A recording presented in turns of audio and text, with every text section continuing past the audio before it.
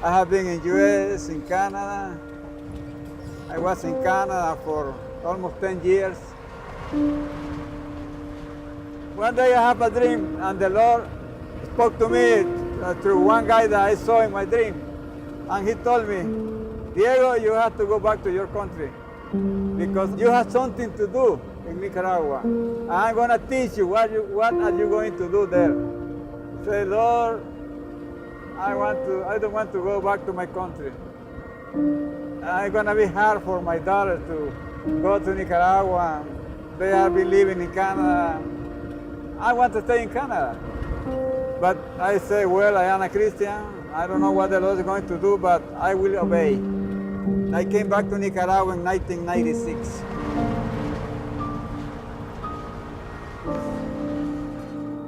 When my parents came back from Canada, when we came back here, it was hard on my sister and I because we didn't know much Spanish. Then the coffee crisis came, and I started seeing my dad go through this with my mom. Coffee went down per year 2000, 40 cents a pound. And for 7 years, was a big problem for our coffee growers. Not only me, I see every coffee grower in Nicaragua dying. Nosotros perdimos amistades, gastamos todo lo que traíamos. Yo sentía que me quemaba. Incluso en ese tiempo fue tan horrible que hasta la familia te dan espalda. My dad has always been a very quiet man, and so he wouldn't share details of what was going on or numbers or anything like that, but we slowly started to notice them having to sell their trucks. We had to find a new house to live in that wasn't so much money. We would see him sad. We would see him go in his room and pray and cry. There's no way how to pay the money you owe. After 7 years, from $300,000, we went up to $1.5 million.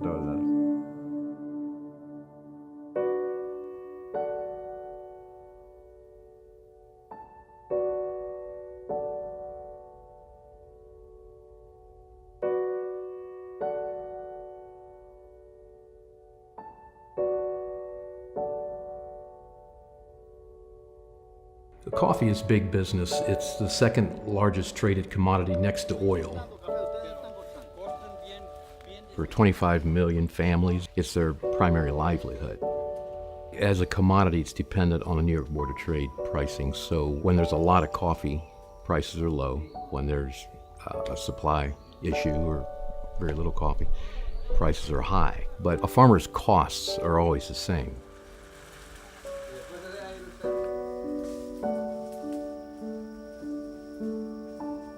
For it to be cheap, it needs cheap labor.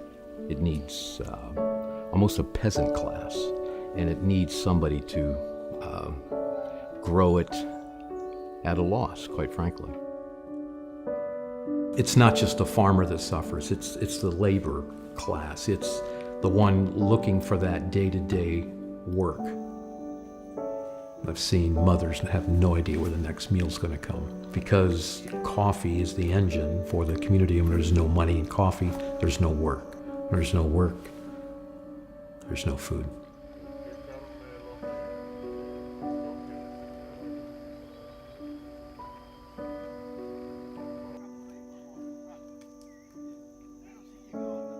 I broke down.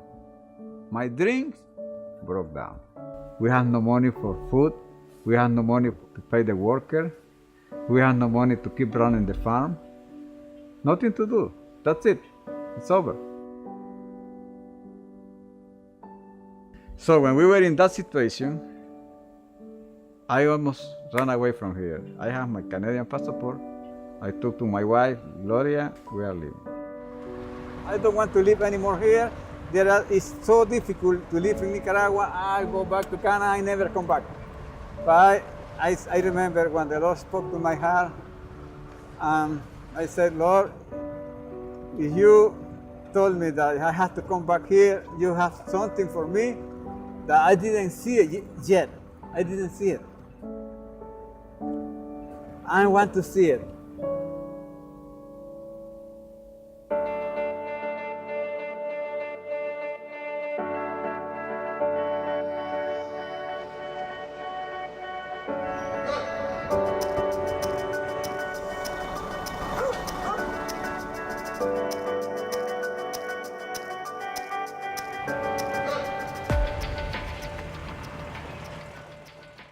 I met Diego Chavarria in 1975 when I went to Nicaragua for 3 years.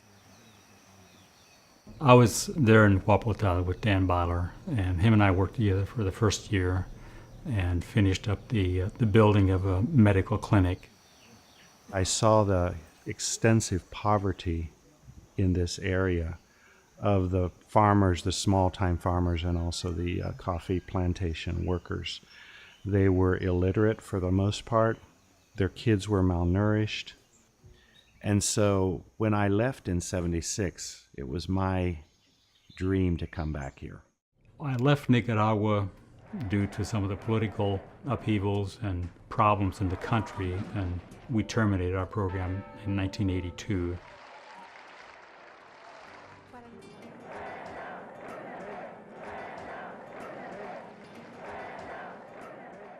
After 20 years, my wife and I went back to visit Diego, and we're talking to him about his coffee business.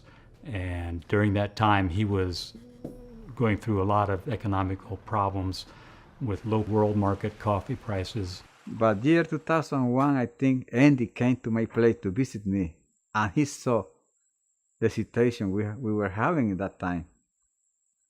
And he said, Diego, I want to help you, but I don't know how. At one point, I looked at him, I said, Diego, I think I would like to buy some coffee from you and try to sell it in the States. And he had this funny look on his face, and he said, Andy, he says, 2 months ago I had a vision, and God showed me that a man's going to come up to me and tell me he's going to buy coffee from me. And so that night we sat up till midnight dreaming about coffee and how to market it. And so for the next 2 years, he would send me coffee in 50-pound bags through the mail. We'd get this box covered with stamps from Nicaragua, and my wife and I would package it and sell it to the local grocery store and friends. And I did it for 2 times, but it was too expensive to go in that way. We quickly realized after a year or two that this really wasn't very economical to do that. And so I introduced Diego to Paul Kurtz. My name's Paul Kurtz, and my wife Grace and I own Hemisphere Coffee Roasters, located in Mechanicsburg, Ohio.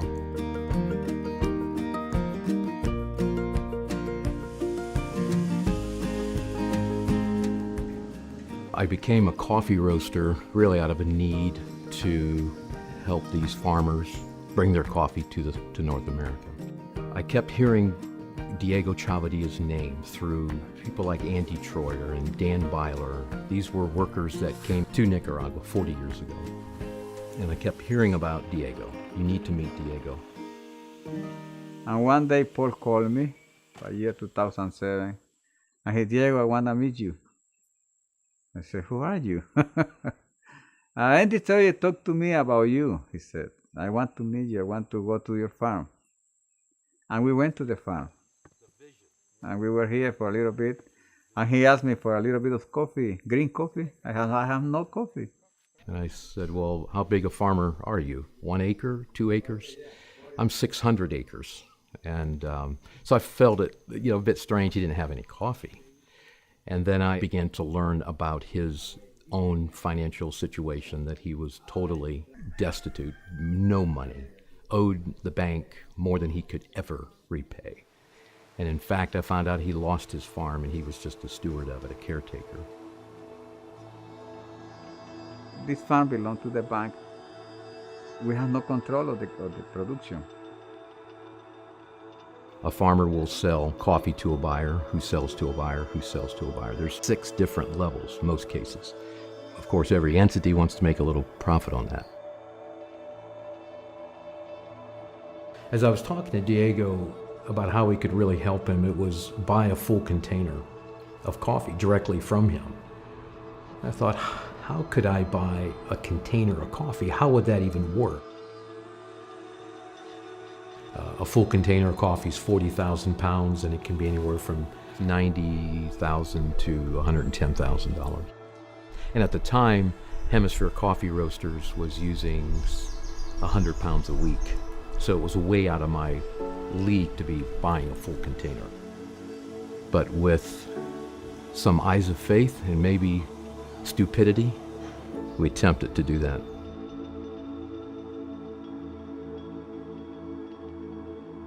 I was sitting around a table up at our main office in Ohio with a group of businessmen, and we said really what's needed to be done is to buy this container. It's $86,000 plus shipping of $4,000. We took a restroom break. We came back, and a gentleman had leaned over to his wife and then looked at me and said, "We're going to buy that container." I said, "You're going to what?" We make an arrangement for one container. I was very scared because I don't know how to handle that. I don't know anything. It was everything new for me. We've never imported before, so we had to get Diego an export license. I had to be registered with the FDA to import food stuff because of food security laws. There was import brokers to find, insurance to get, and a warehouse to put the coffee in. And it was overwhelming. In fact, I thought it was going to be impossible.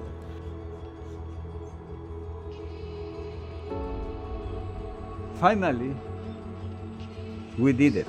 We shipped one container, we shipped it to US. $2, I think, a pound. At that moment, the price here was $1. And we got $1 plus, you know.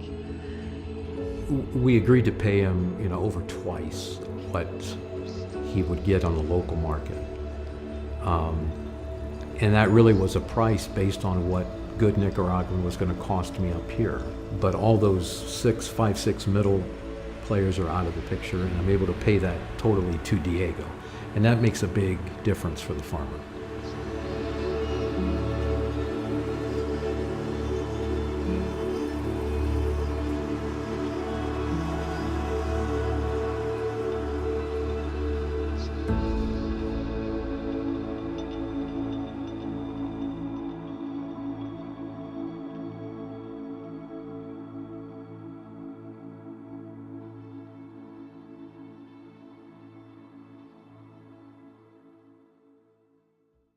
In that time,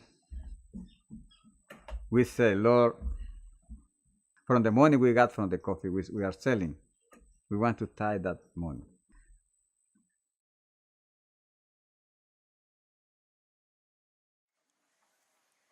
He went to his brother, Leslie, and he said, "Leslie, I feel like God wants us to tithe." And he wasn't prepared for Leslie's answer. Leslie was, "I think we should too." The hardest thing I ever had in my life, tithe. I was a good guy. If you need something from me, I help you in something, But tithe from the money you got from coffee, when you have to pay worker, you have to buy food, you have to pay the money you own. At the end of the day, you have nothing in your hand. So how are you going to tithe? But I said, Lord, I know I have to find the money for the worker, whatever I have to move. So I'm going to do the same with the money that you said belongs to you. We have to tithe.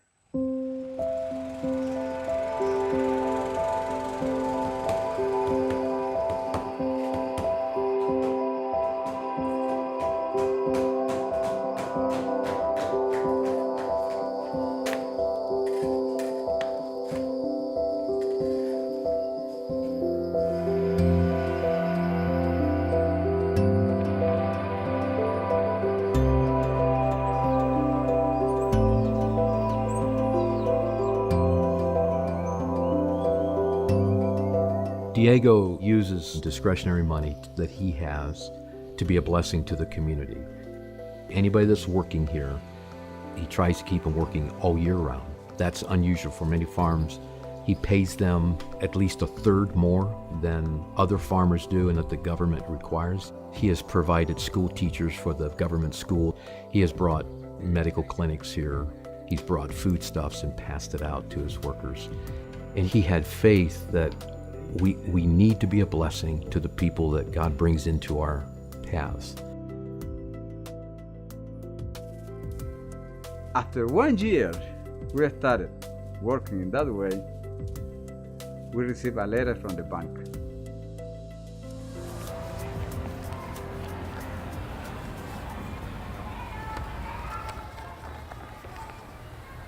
Señor Diego y Leslie Chavarria, estimados señores Chavarria, en relación al bien adjudicado Finca El Dorado, ubicada en Guapotá, La Dalia, con 367 manzanas. Mr. Chavarria, this is an offer for you.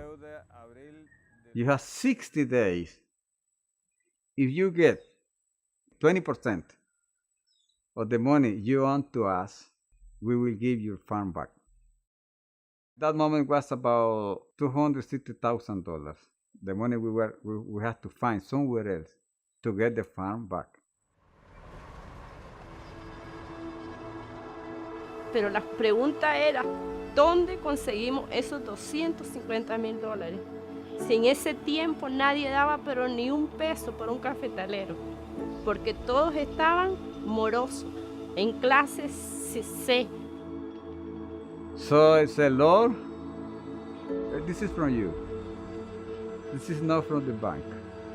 If you are moving in this way, you know where this money is. I'm going to talk to every bank around the city, see what happens. Vamos a creerle a Dios que algo Dios tiene. Pero yo sé que Diego orábamos, ayunábamos, íbamos a un banco, nos decían que no, salíamos francamente tristes, porque decíamos nosotros, si esto es de Dios, ¿por qué nos dicen que no? When I went to the major banks, nobody wanted to make business with me. I own to the bank, and when you own to the bank and you are not able to pay the money you own, nobody's gonna borrow money to you.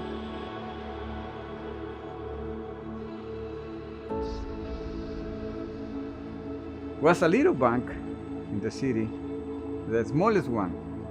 I never thought to go there because it was too small.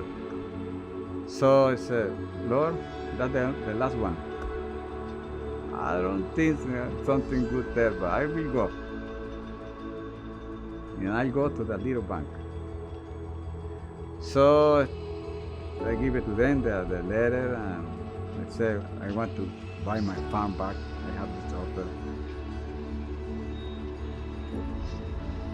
The Lord was there because the manager, another woman, she said, okay, we will send somebody else to see the farm, to see the crop, to see how it's everything. They came to the farm, they see everywhere. Let's see what happens. We will call you next week. I have only 1 more week left.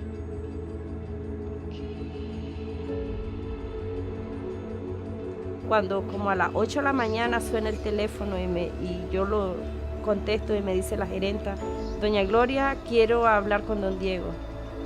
Yo lo primero que pensé es que dije yo, aquí va el de salvo. Oramos y se fue y yo me quedé orando. Padre, en el nombre de Jesús, yo sé que sos un Dios de sorpresa y nos has dicho que nos vas a sacar de esto.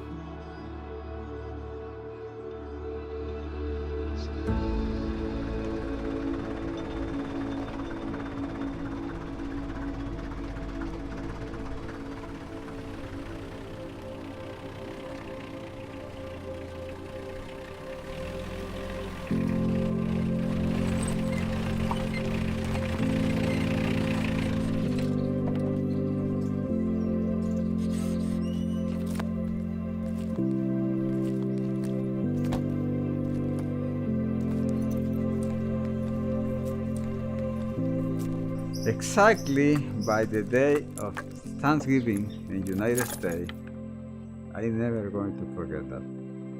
That day, we received a check to pay to the bank, $260,000. And that day, we received a fund. It was just a miracle.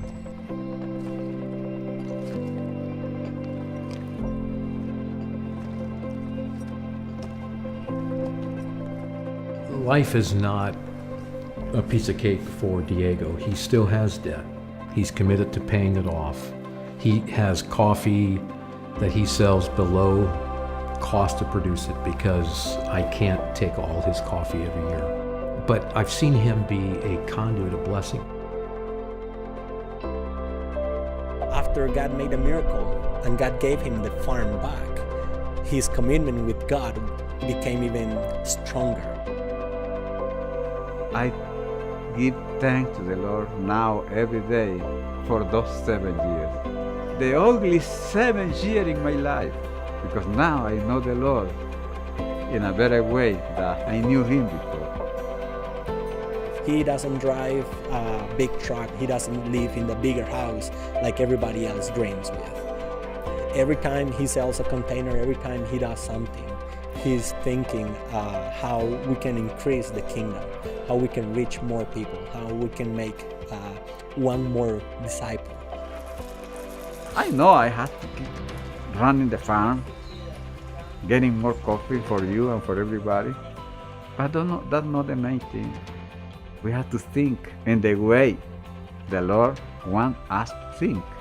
That's why we are sponsoring now churches, pastors, because we want to see more and more people in the kingdom of heaven. Through the work with Diego and all the coffee and everything that we are doing here, we've been able to plant 26 churches. More than the 60% of the ministry budget comes from the coffee, and it's actually supporting and helping us to plant more churches in the mountains. I'd say, Lord, I know that when you told me to came back from Canada, that's what you were thinking in that moment.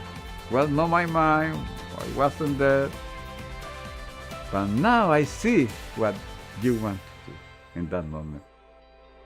Looking back 40 years now, those couple years of working in Nicaragua, demonstrating God's love through acts of service, little did I know back then were seeds that God was planting in the community, and we see those results of those seeds now.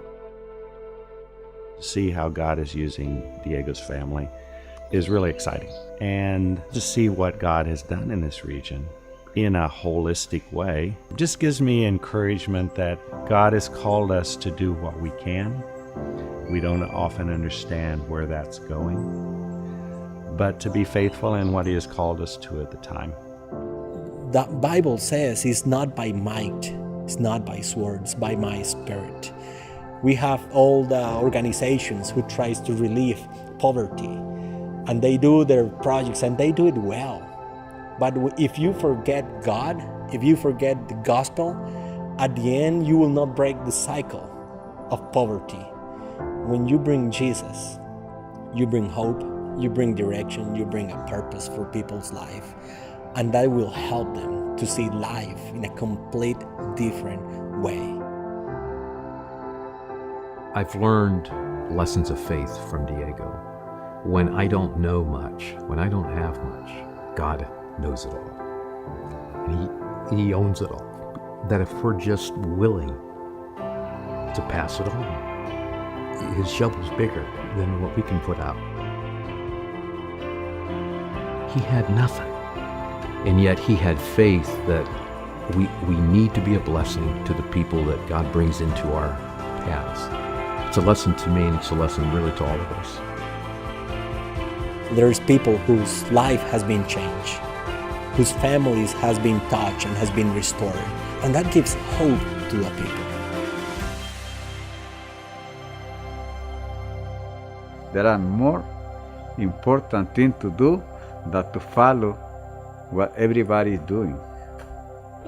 The main thing is, for me now, what I am doing here for the kingdom of heaven. Why the Lord allowed me to born here just to drink coffee, to eat something? No. He got a vision for us. Are you doing your vision? That's the main thing. Are you following the vision that God has for you? Or you are following your own vision?